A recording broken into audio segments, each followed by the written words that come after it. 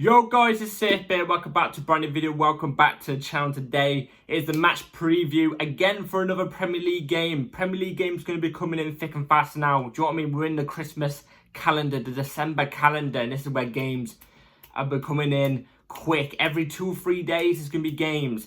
Today is the preview for Southampton versus Chelsea. This is a game for, on Chelsea's standard, again, another big game. Every game right now is a big game. And as I go through this match preview, I'm going to tell you the reason why it's a big game, because you're probably thinking Southampton-Chelsea, how is this a big game? But I'm going to go through it, bear with me. So, before we do get into the match preview, please like, subscribe, hit the bell notification so notified every time I upload a video. Also, first link in the description to my streaming channel and my second channel. Go and check those out, it'd be very much appreciated. I have been streaming a lot on my streaming channel now, so go and check those out. And without further ado, let's get straight into the video as I quickly just fix something on my floor. Let's get straight into the video. Southampton-Chelsea. Look, bottom of the table, rock bottom of the table, by the way, only on 5 points in 13 Premier League games, compared to second in the Premier League table, technically. Well, if you want to be realistic, we are third, but we're only third because of alphabetical order. And that's Arsenal, who are just about ahead of us. You know what I'm trying to say? We're the same on every stat, by the way. The same on every stat. But anyway, second in the Premier League table with 25 points after 13 Premier League games. It's been very, very good for us so far. Very, very good for us. And quickly, by the way, I just want to quickly go on to this. I've got to be honest. The fact that we're joint with Arsenal, by the way, 6 years into their project, Arsenal, versus 4 months into our project, Chelsea, yeah. A behemoth of a team, Arsenal, the super Arsenal team, compared to this £1 billion bottle job Chelsea, yeah, and yet with the same points, with the same everything, goals scored, goals conceded. There was a conversation at the start of the season with Arsenal fans saying their defence was on the same level, if not better, than 04-05 Chelsea. Get the fuck out of here. Get the fuck out of here. Do you know what I'm trying to say? Even on Chelsea fans' behalf, look, I'll admit, our defence hasn't been this great this season. It's not that you're still on the same goals conceded though, ain't you? Bum dossers, a lot of them, bum dossers. Anyway, yeah, like this, if you look at it from that behalf, bottom of the table versus, you know, pretty much near the top of the table, you're probably thinking, how is this a big game? How is this a big game for Chelsea? Or hell, it might even be a big game in a sense for Southampton, because if Southampton get a result today, it's more points on the board. They're obviously going to try and fight their way out of the relegation zone, which I don't think is going to happen. I feel like they are going to get relegated at the end of the season, but anyway, nothing on Southampton, by the way, that's just my opinion. But for them, I can understand maybe it could be a big game. You get a result against a big team, cool. But for Chelsea, this is a big game because we are chasing convincing top 4. We want a convincing top 4 place. We don't want to just about skim top 4 or not get top 4. We want to be comfortably in the top 4 with a trophy this season. And I think the trophy's in the bag, personally. I think we are going to get a trophy. But it's about getting top 4. And look, there's teams everywhere. I mean, I'm looking at the table right now. 4th is Brighton with 23 points. 5th is City with 23 points. 6th is Nottingham Forest with 22. 7th is Tottenham with 20. Do you know what I'm trying to say? The gap is quite small. But we have got the lead. We've got the cushion. We've got the pillow right now. We just need the cover. You know what I'm trying to say? We need the cover. You know what I'm trying to say? The bed cover. It's all about getting that cover, and this is a game perfect for it. Do you know what I'm trying to say? This is a game, sorry about that, guys. This is a game that's perfect for it because, look, Southampton are beatable. Very beatable. You shouldn't take any Premier League team lightly. I always say this. And we shouldn't take Southampton lightly at all.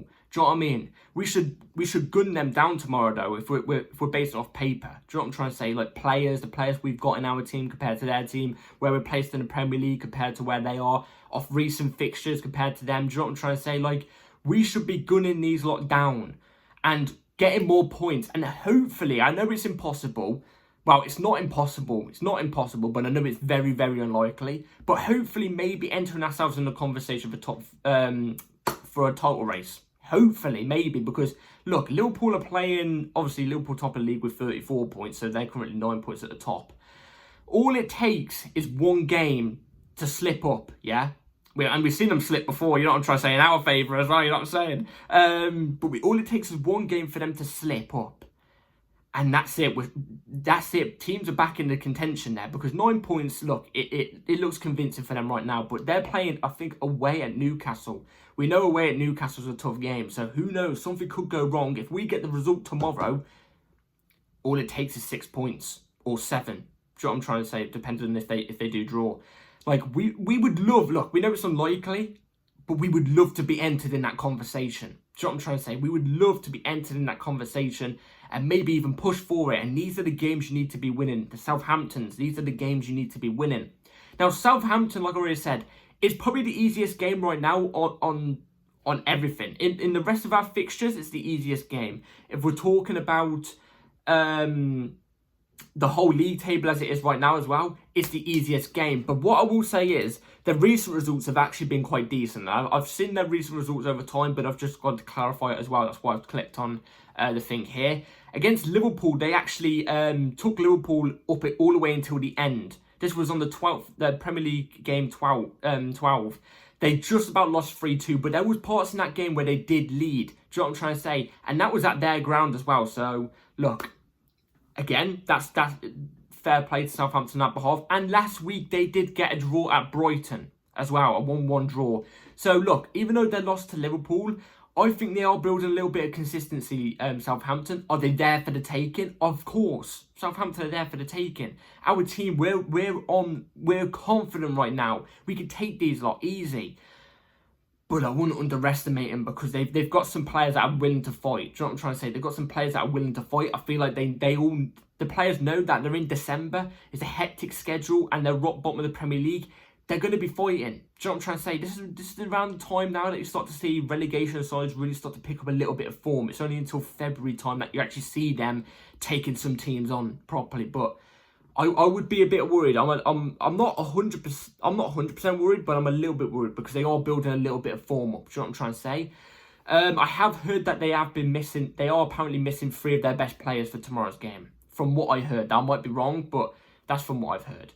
But on the Chelsea side, talking about the Chelsea side, so we've not obviously played a Conference League game. We've been through a load of games now. We're on form. That Aston Villa game, was it Aston Villa we played last week? Yeah, it was. That Aston Villa game that we won 3-0 in, I didn't expect it to be that convincing. And I said in my video, I thought it was quite a boring game. I do think it was still a boring game, but I don't think it was a boring game on our behalf. I explained that in the video. On our behalf, we tried to make it as entertaining as possible, but I thought it was Aston Villa and the ref that made it quite boring. But the football we displayed then was brilliant. We was breaking down the low blocks really, really well from players I wouldn't even expected, like Lavia. We saw something different as well with like Casado as an inverted right back. He's been able to do that at Brighton before, so it isn't a position that's new to him or anything. Obviously, I'd rather him be midfield, but we see him in the inverted right back role, and that is a way, in my opinion, that you fit Enzo, Lavia, and Casado in the same team. If Reece James and Gusto aren't available, Casado at right back as an inverted right back and Lavia Enzo in the midfield pivot, I think that actually works. And I was a bit worried about it at the start of the start of the game last week, but I saw it in action, and Aston Villa are a top team as well, and it really, really, really did well. It really did well. I thought it was really good. So look, if Gusto's not available today, I think he is not available today, but if he's not available tomorrow, I would definitely go with Casado right back again. Obviously, I'm going to show you the team lineup I'm going to go with in a minute. But, you know, these are the games we've got to be winning. We know we're not in no title race. We know we're not going to win a title, but it would be nice to think and see us competing at that level. Because, look, us Chelsea fans, if we be real, we didn't think we'd be in this situation right now anyway. And I'm admittedly accountable for that. I didn't 100% trust Maresca, but I backed him when we signed him. And I always said if he didn't work out, I wouldn't blame on him. I'd blame it on the owners. But he has proved me wrong so far. He's been brilliant. He's been brilliant down to the T. Down to the T. So I'm hoping it can carry on, because if we win tomorrow, convincing win tomorrow as well, we've got Spurs on the weekend. And that's a big game. That's a big game. That's our rivals. I want us to demolish them lot, yeah? If we win today, well, tomorrow, sorry, I keep saying today. If we win tomorrow, a convincing win as well, oh my God, we're going into that game with confidence. Confidence. So, but if we lose, I feel like we're going to go into that game really rattled. So, but again, it's Spurs. But anyway, it's more of a confidence builder, isn't it? It's more of a confidence builder. These are the games we've got to pick up the points. Now, I'm going to move on to the team lineup I'll go with for tomorrow's game. So before I do get into the lineup, I want to quickly say I am quite unsure with the injury news. In fact, actually, I went on Twitter today and I didn't see anything to do with any injury news or anything like that. So obviously, Wesley Fofana is one that is injured. He's out for apparently 4 to 5 weeks, so I don't think we'll see him until the new year. And the same with Reece James, he's out until the new year. So I think bar that, everybody is fit and available. So obviously, I'm going to put the lineup right here. And I'm going to go through the players and then I'm going to go through the reasons why I've chosen them. So it's going to be right on the screen. Robert Sanchez in goal, Marco Correa left back, Badia Shield, Cole Wills your 2 centre backs, Moises Caicedo inverted right back, Enzo Fernandez, Lavia in the double pivot, and Nkunku off the left wing, bear with me, Palmer in the 10, Neto off the right, and Jackson as the ST. Now, let me tell you the reason why I chose these players. You're probably thinking and looking at the team, what the hell are you doing? That's what you're probably thinking. Now, before I do go through the players, I want to quickly say, if we go with the exact same lineup we went with against Villa, I am completely on board with it. More than this team, but that's when you're probably thinking, why have you gone with this team then? I've mainly gone with this team because I'm thinking, with the hectic schedule we've got and the squad depth that we do have, I think some of these players coming in instead of certain other players that have maybe just come back from injuries or something like that, or prone to injuries, maybe can do the job against Southampton convincingly still. So, starting for Robert Sanchez. Robert Sanchez had a decent game against Villa. I can't knock him for it. And also, I would still prefer Jorgensen in goal, but we know it's going to be Sanchez anyway, so Sanchez in goal. Cucurella left back. Now, I thought he was inverting as well. The amount of times we saw him pushing up the pitch and being aggressive, I thought he was inverting as well as Caicedo as well. I thought we was playing quite a high line against Villa. And I quite liked the aggressiveness that we did have. So I feel like they both were inverting. If I had to choose any of them that to invert, it's obviously Caicedo. But I'd have Cucurella obviously at left back. He's undeniably so consistent. One of our most consistent players we've got in our team, maybe bar Palmer. Badia Shield, Cole Wills, your 2 centre backs.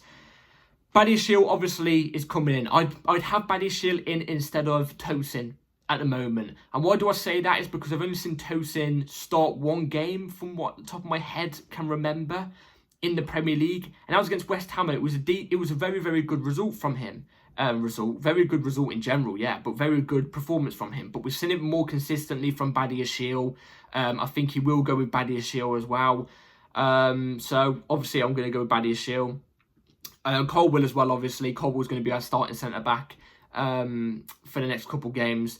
And, well, for the whole season, we know, unless he gets injured. But I wouldn't be against Tosin coming in and Cole Will being still in the team. Caicedo, obviously inverted right back. He was brilliant. He's been brilliant as well. He's been one of our most consistent players in our team. He's been brilliant. I'm hoping he can keep it up. That's all I've got to say, really. I just hope he doesn't get caught out of position a couple of times. In the Aston Villa game, he didn't. He did it brilliantly. But I'm just saying, I'm hoping that wasn't a one-off. I'm hoping he could do it again. Tomorrow's the day we get to see it, maybe. Enzo Fernandez and Lavia double pivot. It actually worked really, really well. We hadn't seen this pivot start properly, bar the City game. And the City game was a midfield three, and clearly that didn't work. Do you know what I'm trying to say? Midfield threes with Caicedo, Lavia, Enzo just doesn't work. But like this, I think it does. Enzo Fernandez has been popping up with loads of GA as of recently. Ever since, unfortunately, he divorced his wife. He's actually been quite decent. Hope Enzo Fernandez is okay in that scenario, but he looks like he's on fire at the moment, and I'm hoping it may continue. He's been really, really good. Same with Lavia. In fact, he's been really creative. Like, shockingly creative. I never expected him to be this creative. So fair play to Lavia in that behalf. I'm hoping he can continue it. And also, as well, this is against his old team. He played for Southampton for a year before joining us. So he may know some few players. He may. Nkunku off the left is probably one that people are looking at me going, what are you doing? Where's Sancho? Sancho came back from injury. Played a full 90 against that German team in the Conference League. And then 3 or 4 days later played in the Villa game and pretty much played the full 90 as well from what I can remember, or he might have even played the full 90. So I'm thinking for this game, Southampton, I'm thinking about giving him a rest. Now you're probably shouting at me saying, oh, put in Nkunku then. No, not Nkunku. Put in Mudryk then. Mudryk. I would put in Mudryk, but I feel like I want to see Nkunku give him more minutes. I do. And I wouldn't be against Mudryk. I wouldn't. But I want to see Nkunku give him more minutes, man. I really, really do. When him and Palmer are usually on the same pitch, them both in the half spaces are brilliant as well. So, look, I'd have Nkunku off the left. Palmer in a 10, obviously, self-explanatory. You know, he didn't have... If you judge off performance, his performance against Villa was amazing. But he got a goal, a brilliant goal, and he got a good assist as well. You can't fault him. He's inevitable. And I think he will have a good performance tomorrow. Pedro Neto off the right. Obviously, he's only just come back from injury, but he played against Villa. That's the only game he's played, so I'd be playing him again today. Again, like I said, I wouldn't be against Madueke maybe starting and then Neto coming off the bench just for precautionary. But I'd have Neto off the right personally. And then Jackson's the ST, obviously. Again, another player that's been consistent. He's racking up goals. He's adding more different type of goals to his catalogue. He's been more aggressive, like we saw against... who was it that we played? Against Leicester. That aggressiveness, persistent striker goal. We don't usually see that from Jackson. But he scored that one. And then against Villa last week... it was a proper box-dominant striker. And you know me, I've been demanding Chelsea to go and get a box-dominant striker for a long time. Because I don't think Jackson's that player. But I think over time he can evolve into that. But that goal he scored last week, box-dominant. Get in there straight first. I want to see that more often. I want to see him dominating that box more and more and more. I think tomorrow will be tougher than the Villa game. Because I think Southampton have got bigger, stronger defenders than Aston Villa. Not better, but bigger and stronger, yes. So I feel like to dominate the box will be a bit harder for him. But Jackson up top, obviously. So that will be my lineup tomorrow. Let me know in the comments down below what you would go with. So, score predictions tomorrow. Southampton, Chelsea. Look, if it was at the Bridge, I'm not even going to lie. I'd come on here and say, I reckon 4 or 5-0. I'm not joking. But it's at Southampton's ground, and you've got to take accountability to that. They have been racking up form as of late, like I have been saying. I'm going to go...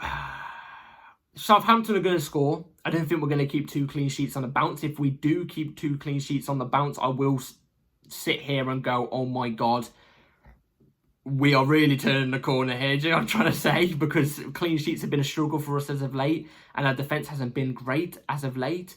But, well, it has started to get better as time's gone on. But anyway, I'm getting off the point. I think it's going to be Southampton 1. I think it's going to be Chelsea 3. So Southampton 1, Chelsea 3. That's my score predictions. I think it is going to be a tough game, though. I think it's going to be a tough game. We better not go into the game underestimating them. Otherwise, I feel like it's going to be a bad day if that's the case. So anyway, that's it for today's video, guys. Let me know in the comments down below what your predictions are. Please like, subscribe, hit the bell notification so you are ready an hour after kickoff tomorrow, because my match review will be up an hour after kickoff. Not an hour after kickoff, sorry. An hour after the game. So be ready for that. And I'll see you then. Take care. Have a good rest of your day and night. Let's get this Chelsea. Peace.